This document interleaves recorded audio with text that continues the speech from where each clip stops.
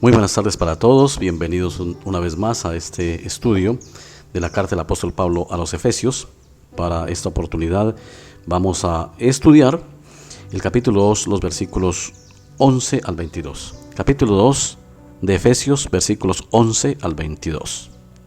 Me permito leerlo, dice así: Por tanto, acordaos de que en otro tiempo vosotros, los gentiles, en cuanto a la carne, erais llamados incircuncisión, por la llamada circuncisión hecha con mano en la carne. En aquel tiempo estabais sin Cristo, alejados de la ciudadanía de Israel y ajenos a los pactos de la promesa, sin esperanza y sin Dios en el mundo.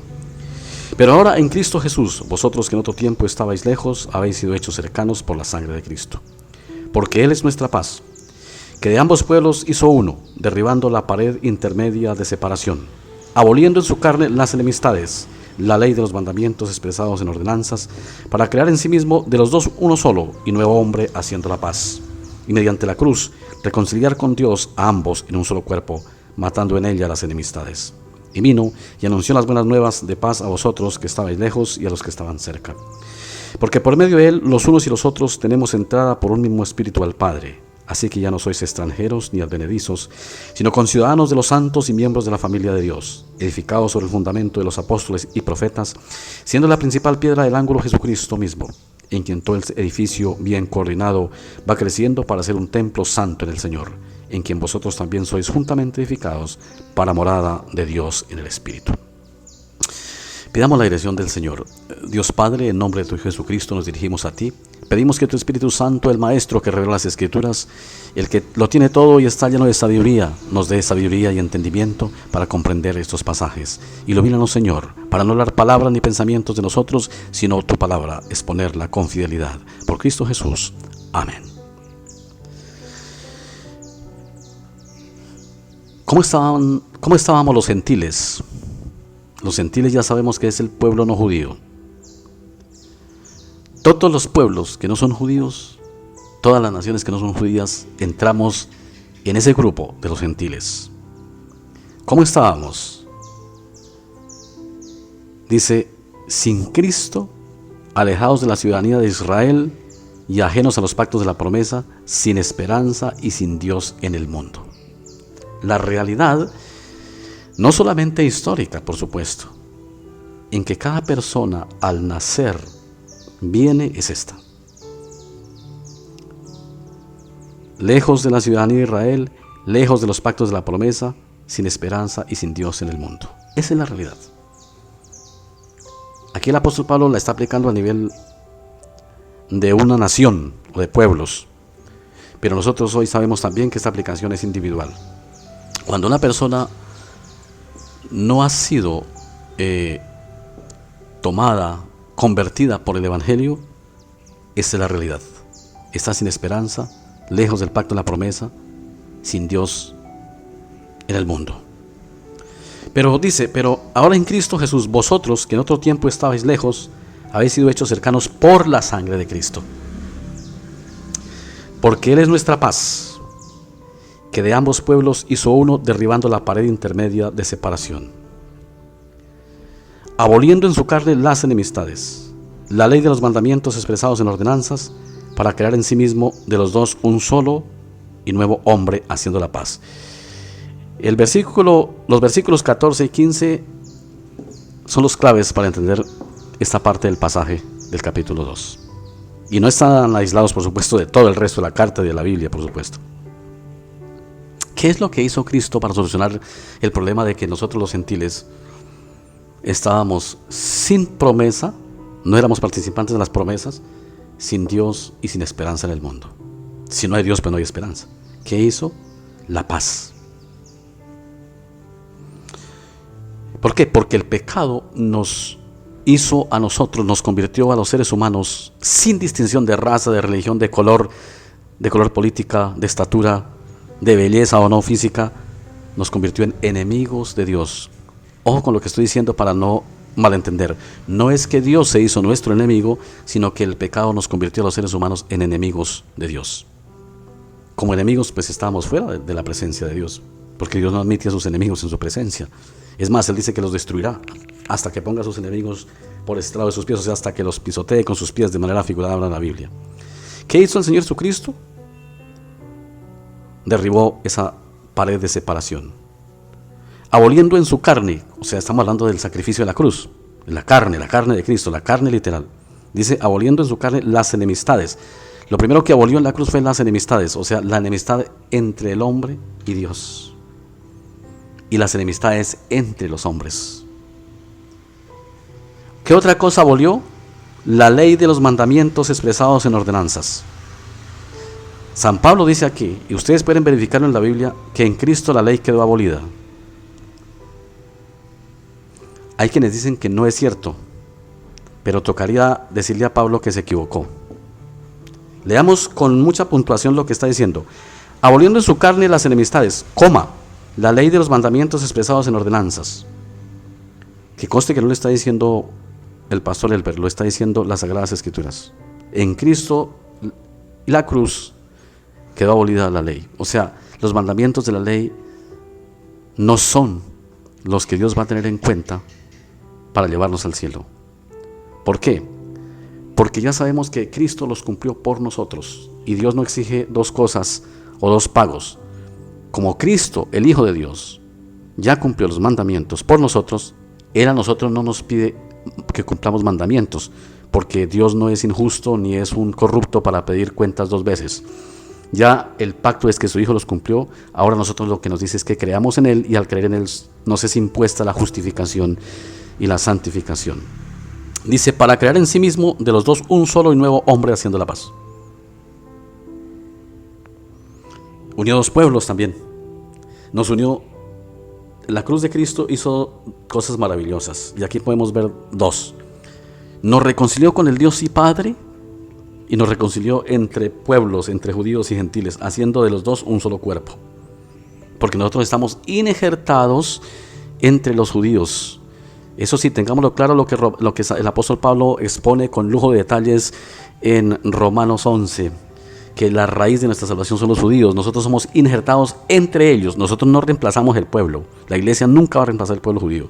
El pueblo judío es la base. Ustedes saben que injertar, y quienes conocen cómo se injerta, en un tallo original de una planta se le mete otro tallito para hacer el injerto. Si se quiere cruzar plantas de frutas o lo que sea, pues eso es lo que nos explica Pablo. Nosotros fuimos injertados. El pueblo de Israel sigue siendo la raíz principal. Nosotros seguimos siendo las ramas que fuimos injertadas.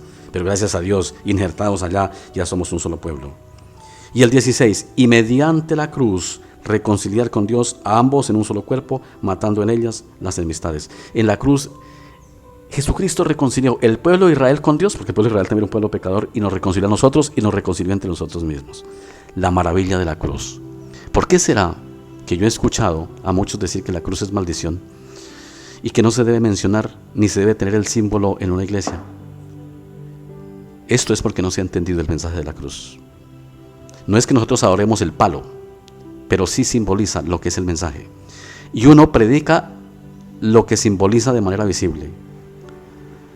Si mi teología es la teología de la prosperidad, los símbolos que va a haber en la iglesia siempre van a ser símbolos de prosperidad económica. Si yo predico el mensaje de la cruz, el símbolo que va a haber es la cruz. Y no necesariamente porque me arrodille a ella, no. Lo que hay en una iglesia, la simbología de una iglesia expresa su teología y su doctrina. Como la iglesia luterana expresa la teología de la cruz, expuesta con lujo de detalles en las Sagradas Escrituras y el centro de la fe, entonces por eso en sus templos siempre tiene una cruz. No porque se arrodilla ante el madero, sino porque simboliza la teología que predica. Dice, y vino y anunció las buenas nuevas de paz a vosotros que estabais lejos y a los que estaban cerca.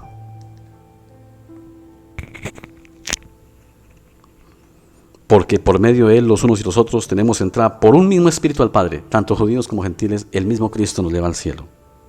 Y mire lo bonito, dice, así que ya no sois extranjeros ni advenedizos, sino conciudadanos de los santos y miembros de la familia de Dios, nada más y nada menos que somos miembros de la familia de Dios mismo. Dios nos recibe como su familia. De pasar a ser enemigos, de ser enemigos, pasamos a ser familia de Dios. El creyente es familia de Dios. El apóstol Pablo dice que somos hermanos de Cristo, coherederos. Quiere decir que coherederos con él, nuestro hermano. De hecho, él lo llamó así. Nos llamó sus hermanos. Y aquí viene otro punto muy clave. edificados, versículo 20, sobre el fundamento de los apóstoles y profetas, siendo la principal piedra del ángulo Jesucristo. Hoy no puede haber, ya lo dijimos, y este no es el tema de ahorita, pero lo hago mención así de paso, no puede haber ni más apóstoles ni más profetas, porque los 12 apóstoles y los profetas del Antiguo Testamento, tanto desde Abraham los patriarcas hasta Juan, son la base de la fe, edificados sobre el fundamento de los apóstoles y profetas. O sea, Antiguo y Nuevo Testamento, siendo por supuesto el centro de todo Cristo, en quien todo el edificio bien coordinado va creciendo para ser un templo santo en el Señor, en quien vosotros también sois juntamente, edificados para morada de Dios el Espíritu. Entonces, la teología de la cruz es la teología. Teología quiere decir hablar de Dios. No le tengan miedo al término teología. Teología viene del griego teos, que significa Dios, y logos, que significa tratado. Es hablar de Dios. La teología de la cruz es sin lugar a duda el centro de la fe cristiana. Es la medida cuando una doctrina es sana o no. Porque no hay cruz sin cristianismo y no hay cristianismo sin cruz. Allí fue donde Dios nos reconcilió con el Padre, donde abolió la ley. Por eso a nosotros no se nos exige el cumplimiento de la ley para ir al cielo, entre otras cosas porque esa fue una exigencia al pueblo de Israel en su momento. A nosotros no, porque Cristo ya la cumplió. La ley nos sigue señalando quiénes somos. Es necesario para que nos demos cuenta que estamos en pecado y necesitamos de la reconciliación. O sea, la ley sigue siendo una necesidad, pero no en el sentido de ir al cielo ni de cumplirla, sino de que nos muestre. La ley es la flecha que nos indica hacia dónde debemos ir. La ley nos da el diagnóstico. La ley es como ese aparato médico que nos muestra cómo está nuestro cuerpo para luego dirigirnos al tratamiento que hay que hacer. La ley la necesitamos para que nos diga quiénes somos, pero la ley ya no tiene nada que ver con la salvación, porque Cristo la cumplió. Lo que la ley nos dice es: ve a Cristo. Literalmente lo que la ley nos dice es: yo te pedía que me cumplieras, tú no puedes cumplirme, estás condenado, pero ve a Cristo. En Cristo se soluciona el problema de que me has transgredido. Y Cristo me reconcilió con Dios, nos reconcilió con Dios y nos reconcilió con el pueblo judío, nos hizo de los dos pueblos uno solo y nos reconcilia con esos semejantes. Definitivamente todo está en la cruz. Como dijera el reverendo John Stott, que a veces he citado aquí, no podría creer en Dios si no fuera por la cruz de Cristo. No podríamos ser salvos si no fuera por la cruz de Cristo. Gracias, Padre, por esa cruz. Hoy yo siempre amaré esa cruz. En sus triunfos mi gloria será. Y algún día, en vez de una cruz, mi corona Jesús me dará. Padre, muchas gracias por quien escribió este lindo himno con todo el sentido de la teología de la Biblia. Tú hiciste grandes maravillas por nosotros en la cruz. Por esa cruz somos tu familia, tus hijos. De ser enemigos dispuestos y sentenciados a muerte por el justo juicio tuyo, pasamos a ser tus amigos, y más que tus amigos, tus hijos, y coherederos con Cristo tu Hijo, el que todo lo hizo por nosotros. Bueno, lo hicieron todos, el Padre, el Hijo y el Espíritu Santo. A ellos y a Él sea la gloria por los siglos de los siglos.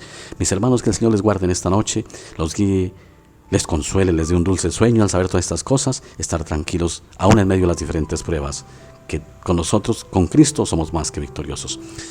Amén.